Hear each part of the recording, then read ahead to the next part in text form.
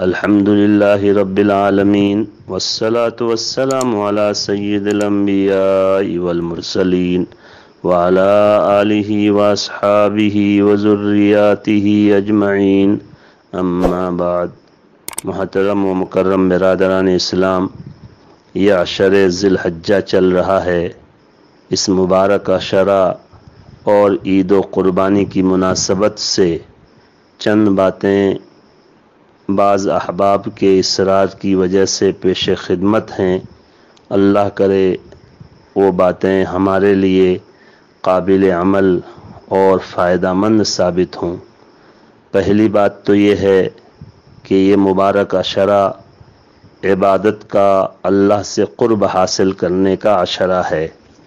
حدیث میں ہے کہ اس عشرہ کا ہر دن کا روزہ 1 سال کے روزے کے برابر ہے، اور 9 ذی الحجہ یعنی یوم عرفہ کا روزہ گزشتہ اور آئندہ 2 سالوں کے گناہوں کے لیے کفارہ بنتا ہے، اور عشر ذی الحجہ کی ہر شب کی عبادت شب قدر کے برابر ہے۔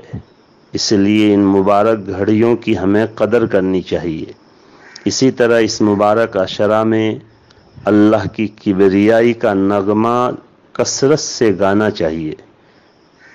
چنانچہ صحابہ کرام کا معمول تھا کہ چلتے پھرتے بازاروں میں، گھروں میں تکبیر تشریق اللہ اکبر لا الہ الا اللہ اللہ اکبر کثرت سے پڑھا کرتے تھے۔ ویسے 9 ذی الحجہ کے فجر سے 13 ذی الحجہ کے عصر تک ہر نماز کے بعد اس تکبیر کا پڑھنا واجب ہے۔ اس کے علاوہ چلتے پھرتے کثرت کے ساتھ اس تکبیر کا پڑھنا اور بلند آواز سے اس کا ورد کرنا افضل اور مستحب ہے۔ دوسری بات، عید الاضحیٰ کی نماز جس طرح ہم عید الفطر کی نماز پڑھے ہیں، اسی طرح ابھی بھی حالات کنٹرول میں نہیں ہیں۔ ملکی اور طبی قوانین کا لحاظ کرتے ہوئے ہم اپنے اپنے علاقے کے حالات کے اعتبار سے ہر طرح محتاط طریقے پر عید الاضحیٰ کی نماز ادا کرنے کی کوشش کریں۔ تیسری بات یہ ہے کہ قربانی کے جو ایام ہیں وہ 3 دن ہیں، 10، 11، 12 ذی الحجہ کے مغرب تک قربانی کر سکتے ہیں۔ ان 3 دنوں میں اللہ کے نگاہ میں سب سے محبوب عمل قربانی کرنا ہے، اور قربانی کے گوشت کا 3 حصہ کرنا مستحب ہے۔ 1 حصہ خود رکھیں، 1 اپنے رشتہ داروں میں تقسیم کریں، اور 1 حصہ غربا فقراء میں تقسیم کریں۔ پھر غربا فقراء کی ایک قسمت وہ ہے جو آپ کے ہمارے دروازوں تک پہنچتے ہیں، مانگتے ہیں، ان کو بھی دینا چاہیے، اور ایک طبقہ وہ بھی ہے جو محتاج ہیں لیکن وہ کسی کے دروازے پر مانگنے نہیں جا سکتے۔ عزت نفس اور حیا ان کے لیے مانع ہے۔ حدیث میں ہے کہ اصل مسکین وہی ہیں۔ لہذا ہم اپنے آس پاس کے لوگوں کا خیال رکھیں اور ایسے محتاجوں کو تلاش کر کے جن کے گھر قربانی نہیں ہوئی ہے گوشت پہنچانے کی کوشش کریں۔ جب سے فریج اور فریجر کا زمانہ شروع ہوا ہے تو ہمارے قربانی کرنے والوں میں جو ہے لوگوں میں بخل آ گیا ہے۔ الا ماشاء اللہ بہت سارے لوگ زیادہ گوشت فریجر میں بھرنے کی کوشش کرتے ہیں۔ میرے بھائیوں، قربانی ایک عبادت ہے، یہ گوشت کھانے اور بھرنے کے لیے صرف نہیں ہے۔ اس لیے ہم اس مستحب پر عمل کریں اور 3 حصہ کر کے 1 حصہ گھر میں رکھیں، 2 حصہ تقسیم کرنے کی کوشش کریں۔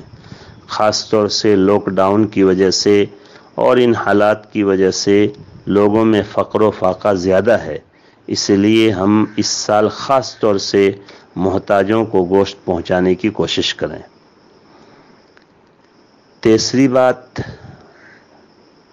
یہ ہے کہ ہم یہ جو قربانی کی عبادت کر رہے ہیں یہ ایک عبادت ہے، اور اسلام میں کوئی عبادت ایسی نہیں ہے جس میں کسی کے لیے تکلیف کا ذریعہ بنے۔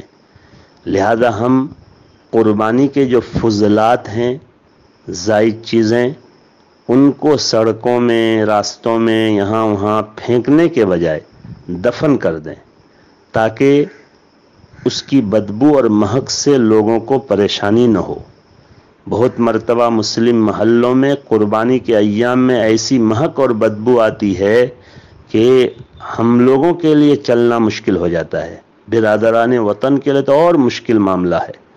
اس لیے ہم اس بات کا پورا خیال رکھیں، اور سڑکوں کے قریب مخلوط آبادی میں رہنے والے لوگ اس بات کا بھی بہت زیادہ خیال رکھیں کہ قربانی پردے میں کریں، جو ہے کھلی جگہ میں قربانی نہ کریں، تاکہ برادران وطن کے لیے تکلیف کا ذریعہ نہ بنے۔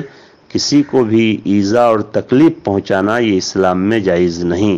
حدیث میں ہے کہ کامل مسلمان وہ ہے جن کی زبان اور ہاتھ سے کسی کو تکلیف نہ پہنچے۔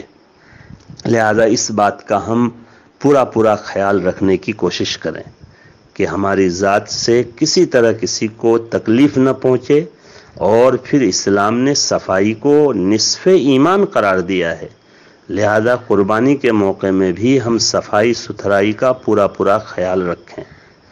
آخری بات کہ ہم چرم قربانی اگر مدرسے والے لیں تو ہم ان کو دیں، اور اگر مدرسے والے لینے والے نہیں ہیں تو ہم ان کو بیچ کر اس کی قیمت صدقہ کریں، غربا فقراء میں بھی تقسیم کریں، اور مدارس اسلامیہ کا بھی جو ہے تعاون کریں، اس لیے کہ مدارس اسلامیہ یہ دین کے قلعے ہیں۔